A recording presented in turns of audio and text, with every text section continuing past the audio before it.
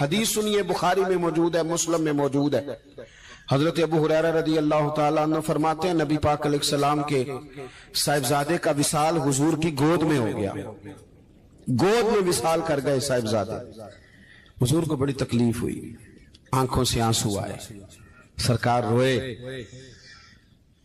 صحابہ نے عرض کی حضور آپ بھی آنسو بہاتے ہیں؟ فرماتے ہیں میرا بیٹا گیا ہے، یہ آنسو محبت کی علامت ہیں، ورنہ میرے دل اور زبان پہ وہی ہے جس سے میرا رب راضی ہوتا ہے۔ اتفاق کی بات دیکھیے، اتفاق کی کہ اسی دن جس دن سرکار کے صاحبزادے کا وصال ہوا اسی دن سورج کو گرہن بھی ہو گیا۔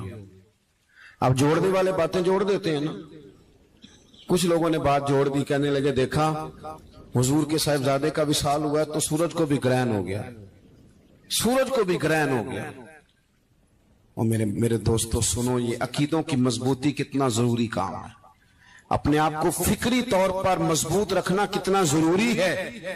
احمد مختار نبی پاک صلی اللہ تعالیٰ علیہ وسلم نے اسی دن لوگوں کو مسجد میں جمع فرمایا، اسی وقت۔ صحابہ کہتے ہیں ہم بڑے پریشان تھے کہ حضور تو غمزدہ ہیں، نہ کوئی جہاد کی بات ہوگی نہ اور کوئی ہوگی، تو اس وقت کیوں طلب کیا؟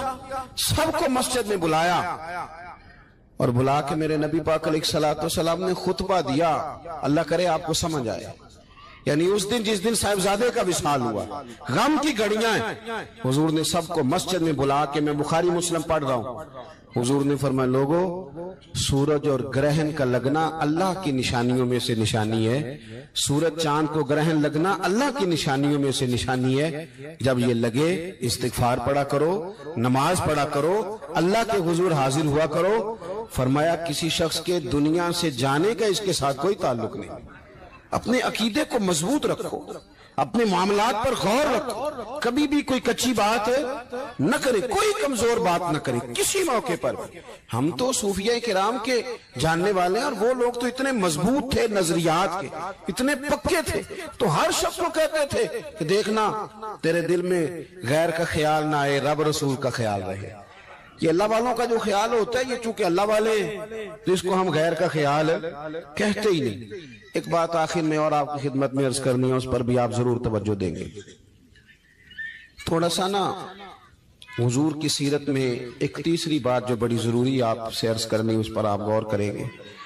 دوسروں کے جذبات کا، احساسات کا خیال رکھنا میرے محبوب پاک علیہ السلام کی سیرت کا خوبصورت جز ہے، خوبصورت، یعنی دوسروں کے جذبات کا خیال رکھنا۔ آپ دیکھیں آپ کو نا اس مضمون کی درجنوں حدیثیں ملیں گی بخاری مسلم میں، کتب احادیث میں درجنوں۔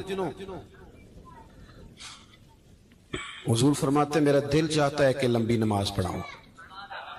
نماز کس کی؟ اللہ کی۔ دل چاہتا ہے کہ نماز لمبی پڑھاؤں، لیکن حضور فرماتے ہیں پھر مجھے پیچھے بچوں کا خیال آتا ہے، بیماروں کا خیال آتا ہے۔ حضور نماز رب کی، خیال بندوں کا۔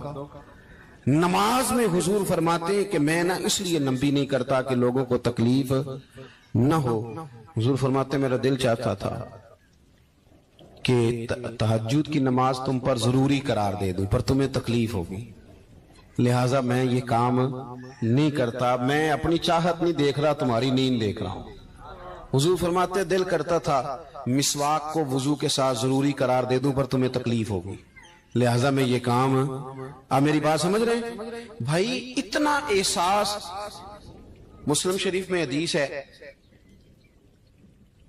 سرور کائنات صلی اللہ تعالی علیہ وسلم کی خدمت میں عرض کیا گیا حضور یہ امام ہے، یہ لمبی نماز پڑھاتے ہیں۔ اب ظاہر ہے وہ قرآن شریف ہی پڑھتے ہوں گے، اچھے جذبات کے ساتھ کرتے ہوں گے، لیکن حضور نے بڑے ان کو تنبیہ فرمائی اور فرمایا میں لوگوں کو دین کے قریب کرتا ہوں تو دور کرتا ہے، کہ لوگوں کو نماز پڑھائے تو اعتدال کے ساتھ پڑھا، درمیانے طریقے، خود پڑھ تو جتنی مرضی پڑھ، تھوڑا سا نا جذبات کا خیال۔